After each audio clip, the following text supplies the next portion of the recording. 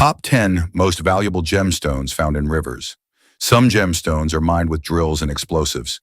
Others are discovered by chance, glinting beneath inches of river gravel, caught in the slow curl of a stream, untouched by human hands for centuries. And some of them are worth more than a Manhattan penthouse. These aren't tales from lock vaults or royal crowns. They're fundamental discoveries.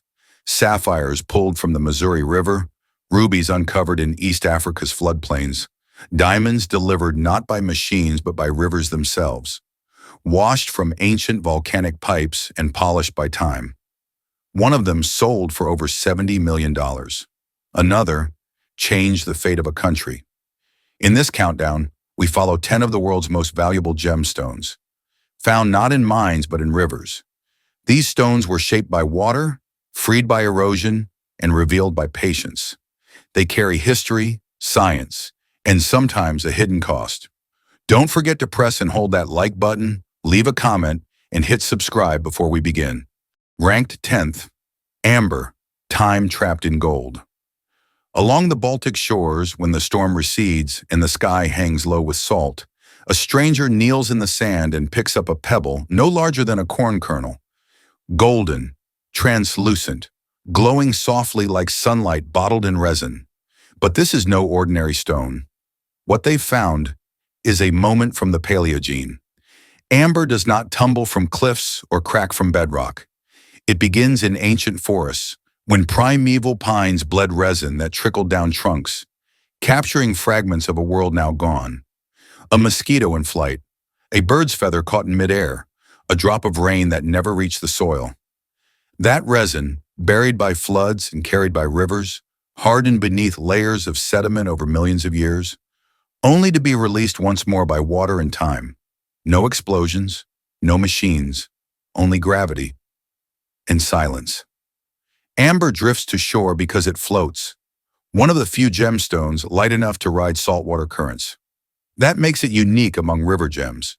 It's not unearthed, it returns. From Colombia's riverbeds to Myanmar's banks, from Alaskan streams to storm-tossed Baltic beaches, amber emerges not through extraction, but through surrender. Nature's way of offering back the past. Ordinary amber sells for $20 to $40 per gram, but rarity transforms it. Blood red amber, fluorescent blue from the Dominican Republic, inclusions of insects, feathers, or even ancient flora can command thousands. One antique necklace of Baltic amber fetched $50,000 at auction. Another specimen, preserving 3 spiders frozen mid-hunt, was granted a permanent home in the Smithsonian's fossil collection. Amber is not defined by sparkle but by story. While other gems are prized for clarity, color, and brilliance, this one is measured by memory, the kind that science cannot replicate and time cannot fake. Unlike diamonds forged in the Earth's mantle, amber is born in the breath between storms. It requires erosion, patience, and luck, the right shoreline, the right wave, and the right eye to notice that what seems like a stone is, in truth, a time capsule. Among river gemstones, few rival its mystery, none rival its origin. It is found not in veins but in driftwood, not in mines but in tidelines. Its value is not just in carats or color, but in the fact that it holds real extinct life locked in place long before humans ever learned to name it. Placed 10th in this list, amber ranks lowest in average price per carat, but in meaning, in rarity within rivers, and in its impossible preservation of time, it belongs in a category all its own. Ranked 9th, garnet, the river's hidden star. In the forests of northern Idaho, there's a stretch of river that doesn't rush or roar. It coils. It moves slowly. Its name is Clearwater, though in certain bends, the water turns the color of tea, stained by minerals and filtered by silence. There beneath silt and stone, the star garnet waits. To the untrained eye, it appears unremarkable. Dark, round, heavy, like a marble smoothed by time. But under the right light, at the right angle, a 4-rayed star, sometimes 6, reveals itself on the surface. The rays shimmer as if drawn in moonlight, rising from the heart of the stone and disappearing just as quickly. Few know it exists, Fewer still know where to look. And yet Idaho holds the only known star garnet deposit in the Western Hemisphere. Miners once ignored them. Too opaque, too coarse, but gemologists changed that. Under skilled hands and precise polishing, these stones began to show their secret. Asterism, caused by tiny inclusions of rudal needles aligned in the crystal structure. Not a flaw, but a fingerprint. It is a phenomenon no machine can create, and no synthetic process can replicate with the same depth or gravity. Unlike the fiery reds of Asian garnet, Idaho's stones are deeper. Plum, wine, and sometimes almost black. The stars that emerge aren't flashy. They linger like an echo across dark glass. Most star garnets sell between $500 and $1,500 per carat, depending on the quality of the asterism and the depth of color. But high-grade specimens, full 6-rayed stars in well-cut cabochons, can fetch far more, especially from collectors who understand how rare natural American star garnets are. And what makes them even rarer? They're riverborne. These garnets are found not in deep volcanic seams, but in ancient alluvial deposits. They were carried from their original matrix by erosion, washed down over centuries, and left to settle in river gravel, where patient hands still sift for them today. They belong to Idaho by law and by geology. Garnet is the state gem, chosen not just for its beauty, but also for how deeply it reflects the landscape that birthed it. Intense, unpolished, and quietly luminous. Among the gemstones found in rivers, star garnet stands apart. It doesn't dazzle like sapphire or flash like diamond. It draws the eye inward into the center of darkness, where a star has been waiting all along. Ranked 8th, Zircon, the ancient spark. Before the continents drifted, before the oceans formed, before any river carved its bed across Earth's skin, zircon existed. This isn't a gemstone that merely reflects light. It remembers the planet before it had a name. Zircon is among the oldest minerals on Earth, with some crystals dating back over 4.4 billion years. Yet its story isn't just buried in the deep crust.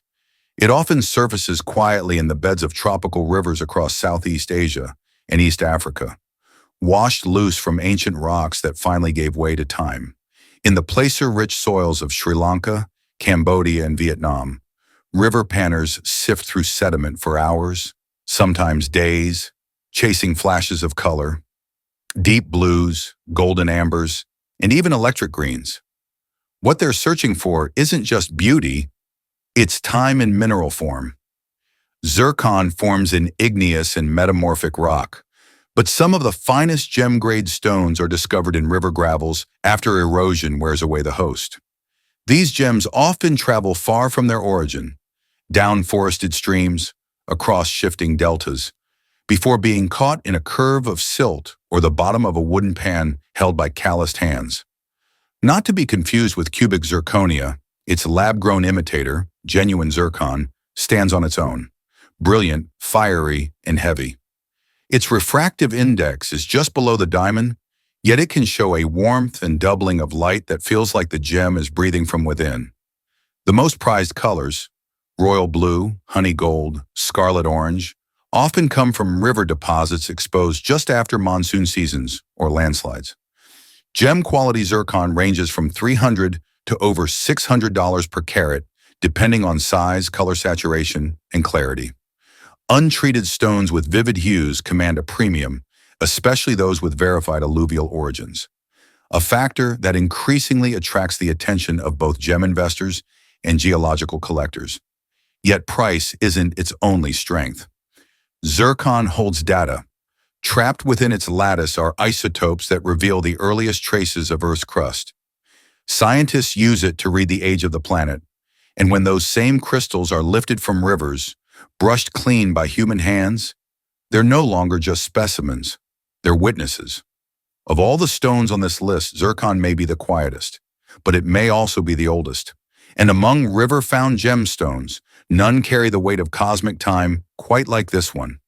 It glows not from the surface, but from the past. Ranked 7th, Spinel, the royal impostor. For centuries, kings wore it with pride, believing it to be ruby. It sat in crowns, rested above scepters, glimmered on the necks of empires, but the truth arrived late. What they held wasn't ruby, it was spinel, the quiet pretender, equally vivid, just as rare, and far more elusive in origin.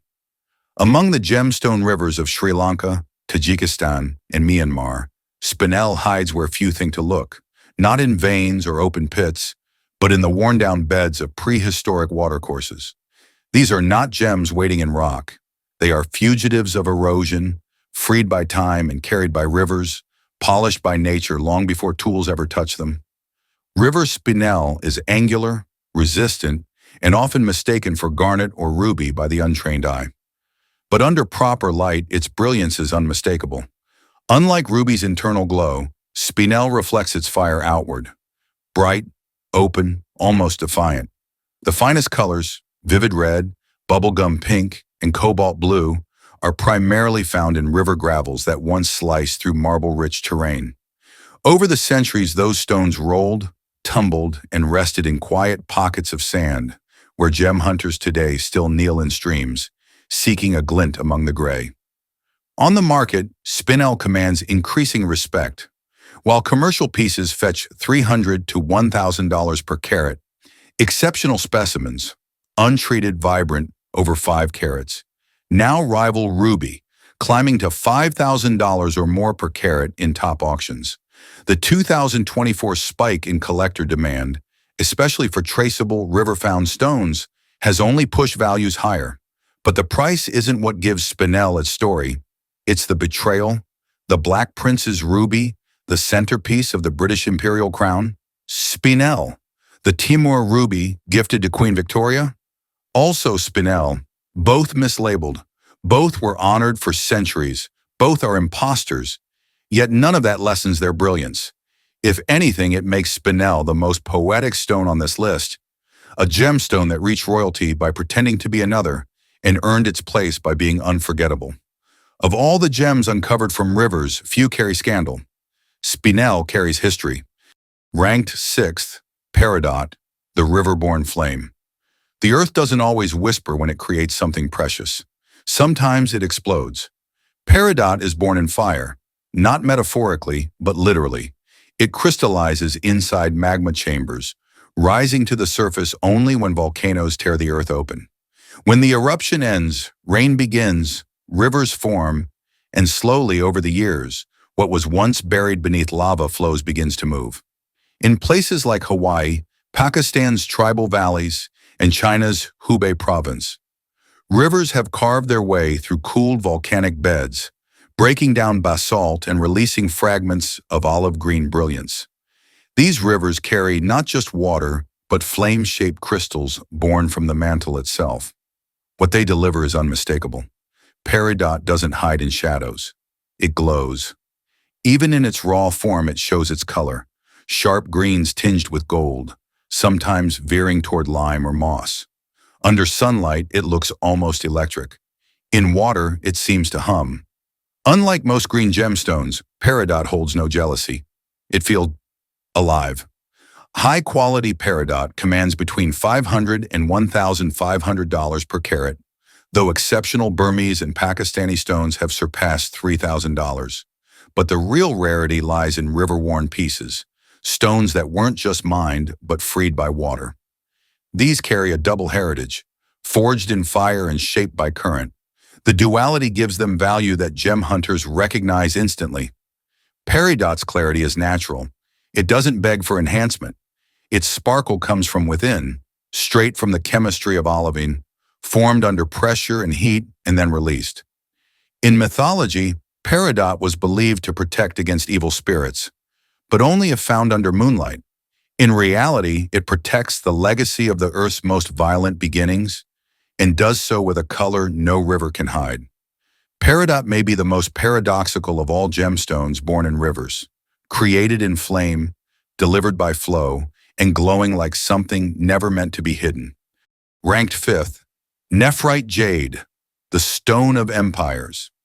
It wasn't silver that ancient China sent downriver in tribute. It wasn't gold that emperors wore pressed to their chests in burial. It was jade, soft to the eye, cold to the touch, and carved from rivers like veins of memory. Before nations drew borders, jade drew lines between classes, not for beauty alone, but for endurance, balance, and power. Nephrite jade is a gem of patience. Formed in the cracks where tectonic plates grind, nephrite slowly fuses under pressure, transforming into a dense, fibrous mass tough enough to survive time and tradition. When mountains rise and rivers slice through them, nephrite tumbles free, not as glittering crystals but as boulders smooth as bone, cool as winter stone. The rivers of China's Kunlun Mountains, British Columbia's jade streams, and Myanmar's highland tributaries pull entire jade boulders from the water. Not chipped or faceted, but shaped by centuries of current and flood.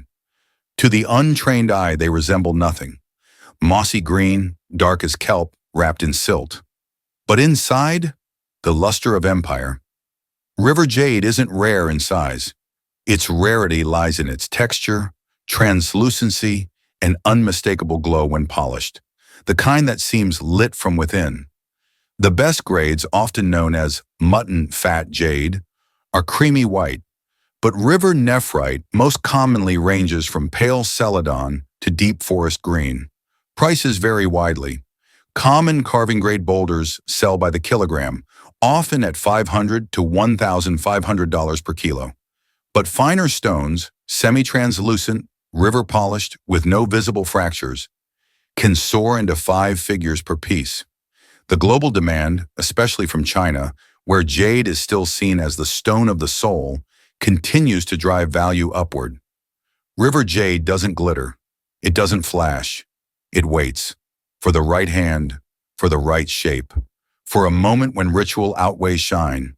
And when that moment comes, it's no longer stone. It becomes a symbol of protection, prosperity, and permanence. Ranked 4th. Gold nuggets, river-crafted fortune. Long before drills, before dynamite, before banks or vaults. There was a man with a pan crouched beside a stream, swirling gravel in a circle until the water cleared, and something heavy, bright, and unmistakable refused to wash away. Gold has always known how to settle.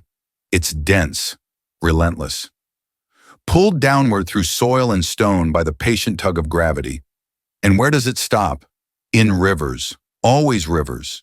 In the American West, in Yukon's icy bends, in the jungles of Colombia, and in the riverbeds of Ghana, gold doesn't just appear, it accumulates. It drifts downhill, fragment by fragment, carried off mountains, broken free from quartz, then caught in eddies and bends where the current slows. There, under inches of water, wealth begins to gather.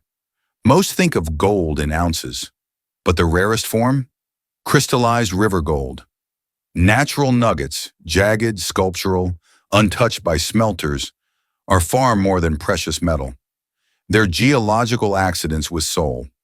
While gold trades globally around $1,800 per ounce, crystalline nuggets found intact in rivers can sell for 10 times that, depending on shape, purity, and origin. In 2016, a 5.5-ounce nugget pulled from a California riverbed sold for over $400,000, not for its weight but its rarity. Collectors prize nuggets that haven't been melted, flattened, or manipulated. The edges must remain sharp, the contours natural, the weight undeniable. Unlike cut gemstones, gold doesn't require polish. Its value is immediate. It presses into the hand. It carries warmth. It leaves no doubt.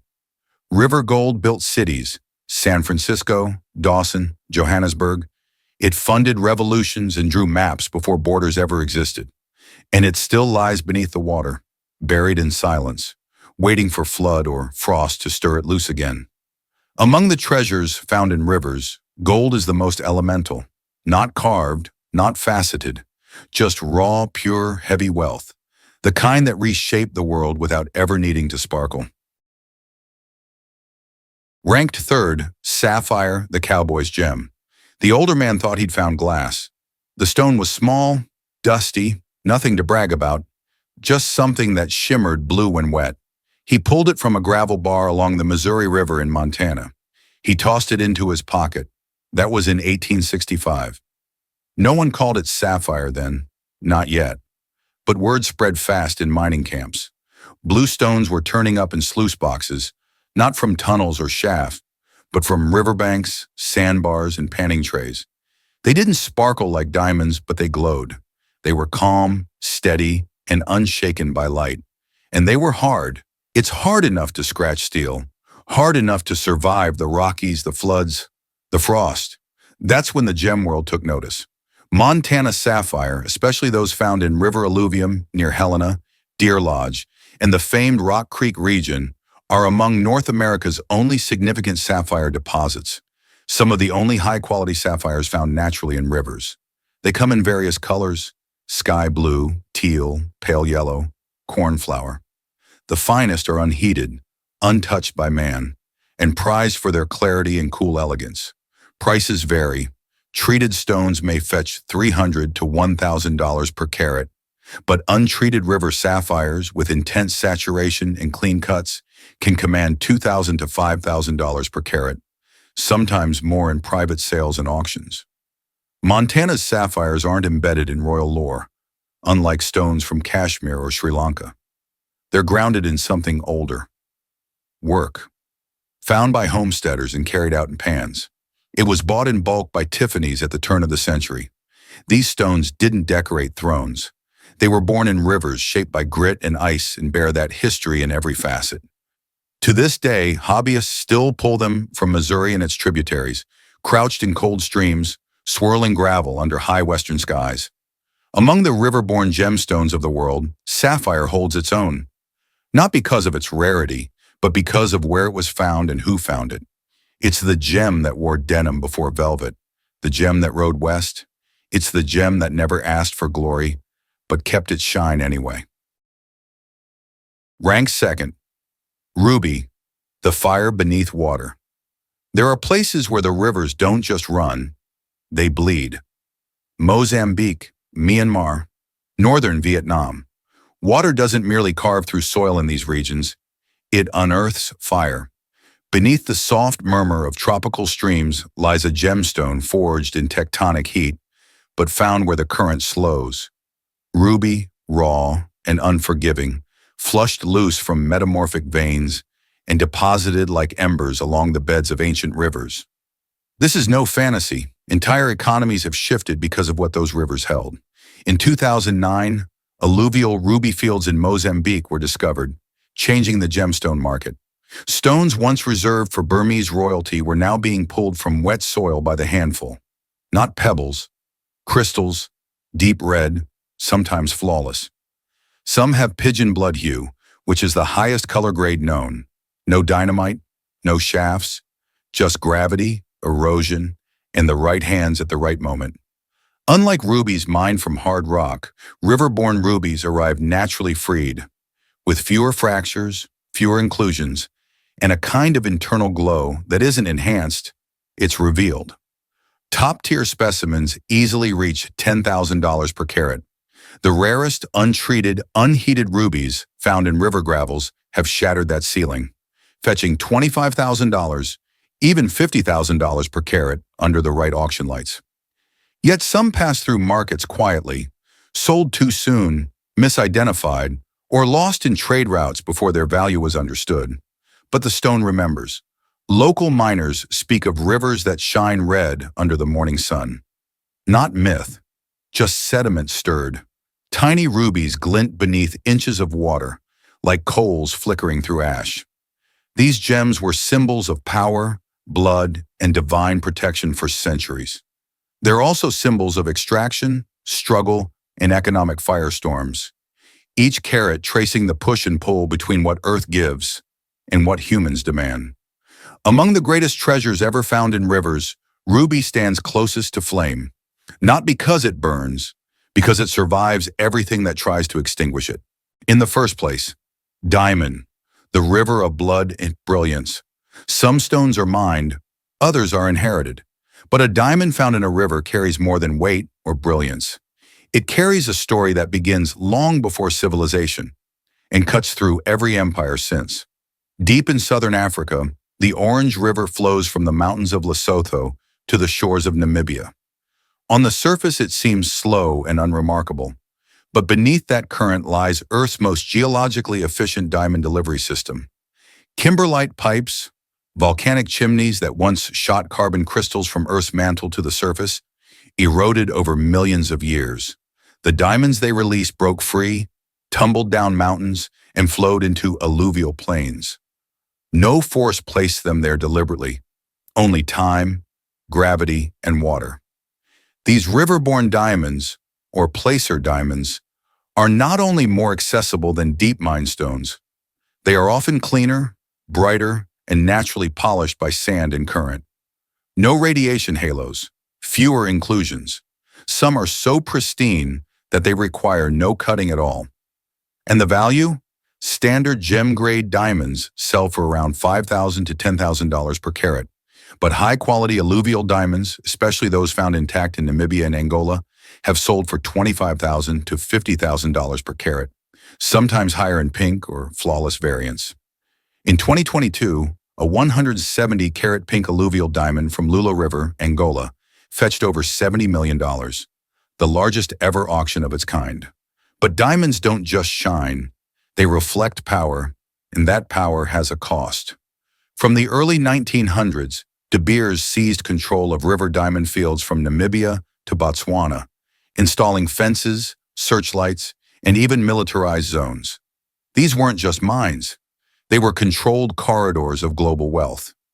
And in the 1990s, as diamonds surfaced in rivers across Sierra Leone, Angola, and Liberia, violence followed.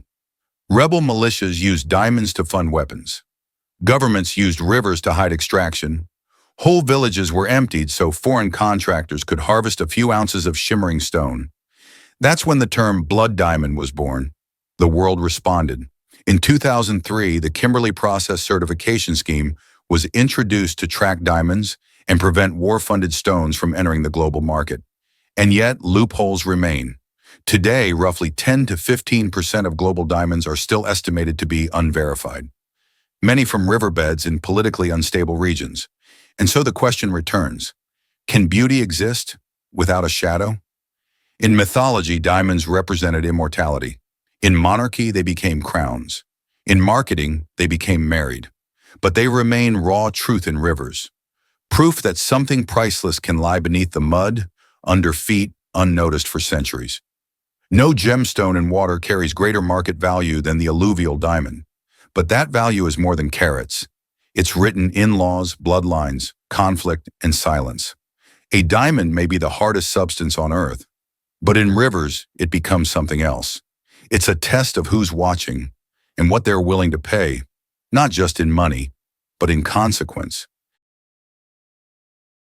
They were never meant to be found. Amber is frozen with forgotten creatures. Star garnets hide constellations underground. Rubies that fueled wars. Diamonds shaped by rivers and by the hands that took them. Each of these stones began not in vaults but in silence, not in markets but in mud. They were carried by time, polished by chance, and found by people who understood that value isn't only measured in carats, but in the journey it took to reach your hand. Rivers don't choose what they reveal, but when they do, it changes everything. If you've made it this far, you're not just watching, you're discovering. And this world, the world beneath water, beneath history, is only just beginning. Subscribe for more true stories hidden in stone. Because the next gem may not be under the ground. It might be under your feet, waiting for the right light and eyes.